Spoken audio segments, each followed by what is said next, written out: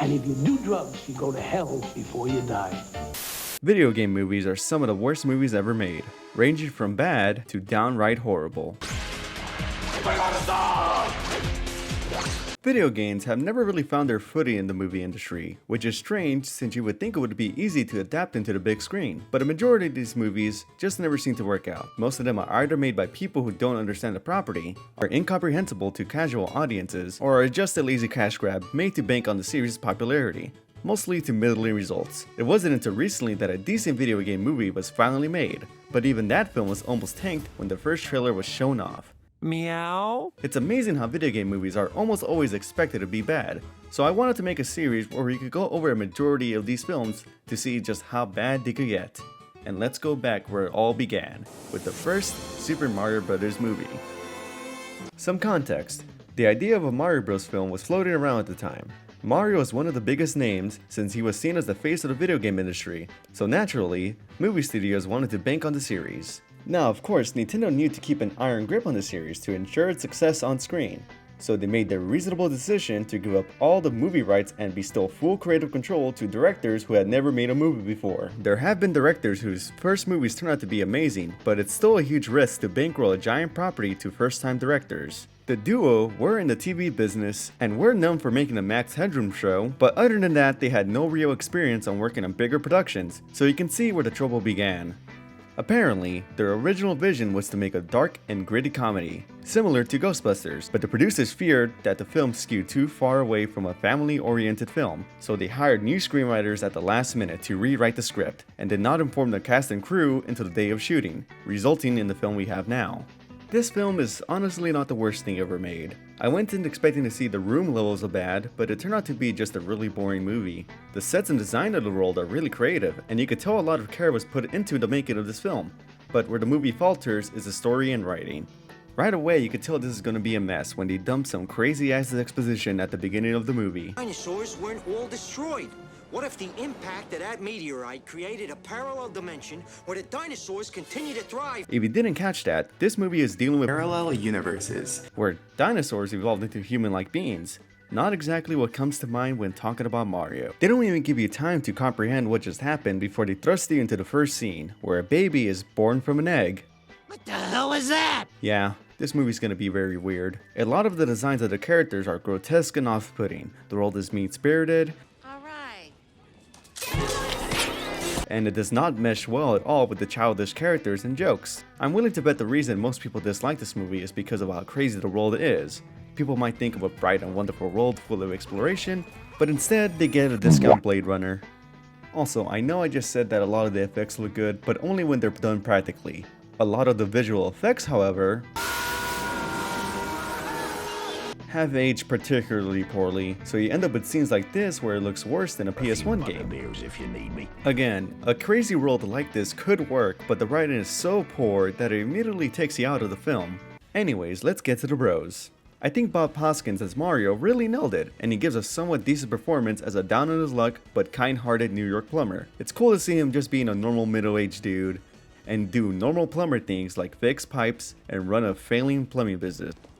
Scapelli. They beat us to it again. I also like how they use plumbing tools as weapons, which is surprised that the game's never used as a mechanic. I also love how violent Mario is, I'm gonna break every bone in their body, and then I'm gonna kill them. and kinda makes me wish to see the original darker interpretation of this film. Like he's constantly pissed and all he wants to do is just kill Bowser and get back to doing his plumbing job. Despite being the title character, Luigi ends up getting more development.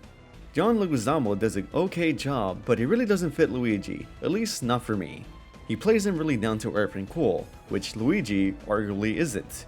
It's also really strange that they made their brothers' age gap way too wide, so they end up feeling more like a father and son team than brothers.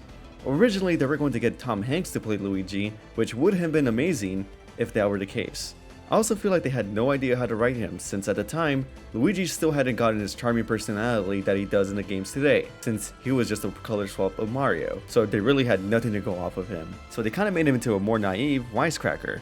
Where's Daisy butt breath? To try and get something out of him, through a series of complicated events, the Mario Bros end up in Dino Manhattan, which looks mostly the same, except they keep crashing into one another for whatever reason. I think this is explained once in a scene where Bowser, or I guess King Koopa, talks about how shitty their city is, but it goes on top of other lines of exposition, so I don't blame anyone for not catching that the first time around.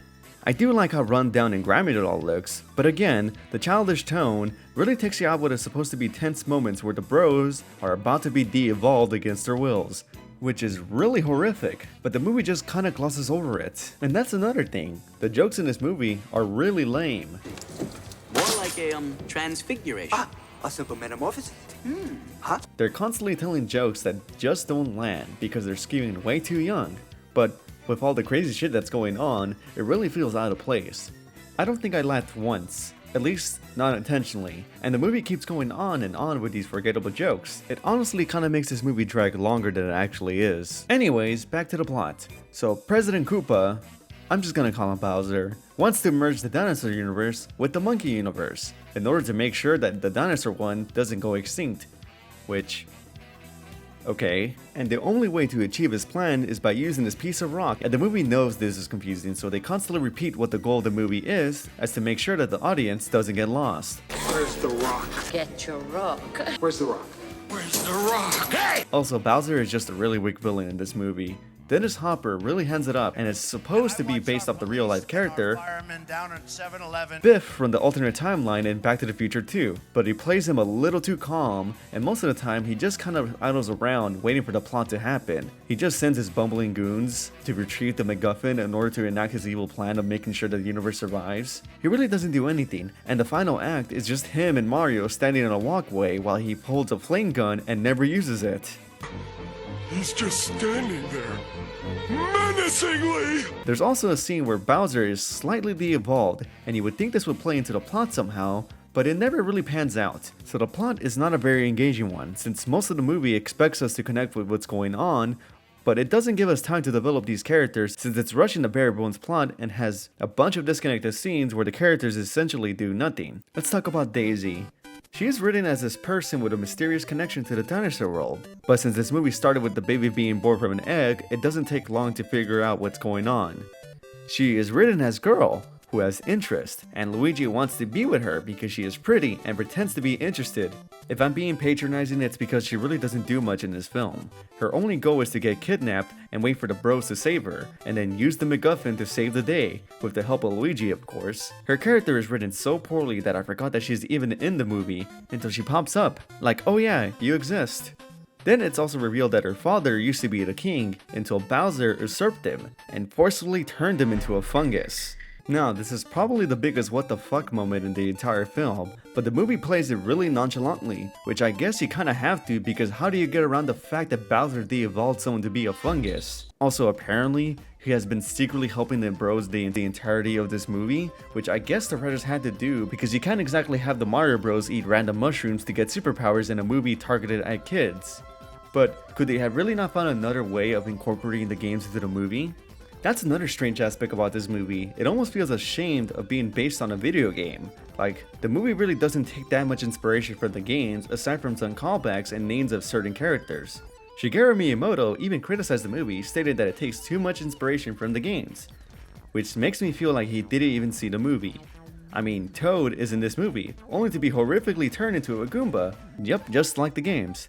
And oh yeah, this is how Goombas look like, which I don't completely hate. Look guys, these are the only really entertaining parts of the movie when the characters aren't talking. The Bob-omb also has the best scene in the movie, because it acts like something in the video games. Look at him go! Yoshi is also in this movie and he tries to eat a woman alive. I mean, he's too small to eat her, but the attempt was there. Then we have strange inclusions, like this woman who's apparently supposed to be the big fish, which is a choice. Then the two bumbling henchmen, Spike and Iggy, who are supposed to be the Koopalings, are just running around being real nuisances. They're so useless that they turn on Bowser after having one talk with the bros, which comes so quickly that I swear I missed the scene. Like they were forcefully evolved to be smarter just earlier, but I guess that made them too smart and realized that the city needs to be saved now and Bowser isn't the answer. And that's another thing about this movie, the pacing is all over the place. Near the beginning of the film, Luigi and Daisy are on a date on a dig site, how romantic, when the evil plumbers begin to flood the area. So they then travel back to Mario's house to get his help, and then immediately go back to the dig site. Like Jesus Christ, that was fast. Then Spike and Iggy knock out the Mario Bros with wrenches and then steal Daisy. But don't worry because the Mario Bros shrug it off. just seconds after being knocked out. What is this, Game of Thrones Season 8? Yeah! Oh, wow. So let's try to wrap this film up. Mario rescues his girlfriend, who is not Peach by the way, and other girls, and Luigi helps Daisy stopping the merging of the universes. I forgot to mention this, but Bowser had an assistant who wanted to merge the worlds to prove that she can do it without getting killed, then gets melted into bones, which, holy fuck. This causes both Mario and Bowser to briefly go into the human universe, where the media is conveniently waiting for them before Bowser devolves one of the evil plumbers into a chimp, which again, horrific. Then they go back to the Dino World because they ran out of money for New York, before Mario and Luigi shoot de-evolving beams at Bowser until he melts into mush. How heroic. They are then deemed heroes of both the Dino World and the human world for some reason, even though they didn't really see what the hell just happened. Mario just shows up with a couple of freaks and just stands around. I don't understand why they're being called heroes there. Before they leave the Dino World, Daisy decides to stay so she can hang out with her dad, who by the way turns back into a human, but never interacts with the bros because they ran out of budget. Also, Toad is still a Goomba, but everyone forgets to turn him back into a human because he doesn't matter. The movie then ends with this promise of more adventures to come, which never came because the movie bombed both financially and critically. As you could probably tell, this movie isn't good. It tries to please everyone, but in the process ends up being a film for nobody. Apparently, a lot of this movie was cut down to be more family friendly, but you can kind of tell that it was originally supposed to be that way. This movie is strangely horny for a movie like this, and gets really uncomfortable at points. There were even supposedly supposed to be scenes where they were at a strip club, which is something I never thought they would include in a movie with silly plumbers. This movie, according to many of the actors, was a disaster to work on. The director duos were complete control freaks and didn't properly communicate with the cast and crew. Most famously, both the actors for Mario and Luigi would get drunk on set and drink throughout the entirety of filming. Other videos go more in depth about the behind the scenes drama, but at the end of the day, all this accumulated to a weird mess of a movie that doesn't really know where it wants to go. The movie did so poorly that it scared off Nintendo from ever making a movie with their properties for over 25 years, until they finally announced that they were trying again with an animated movie, which probably should have been the first thing they attempted. This movie's bad, but again, it's not a complete dumpster fire that I expected it to be. This movie is strange and off-putting, but I almost admire how willing they were to make this strangest movie possible with one of the most recognizable characters of all time. The new Super Mario Bros. Film that's coming out is probably going to be better. But it will never be as experimental or weird as this movie is, and I kinda have to give it credit in that regard. But this movie still sucks.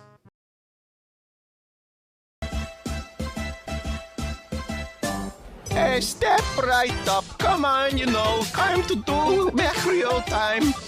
Come inside to Mario Park. Do the Mario time.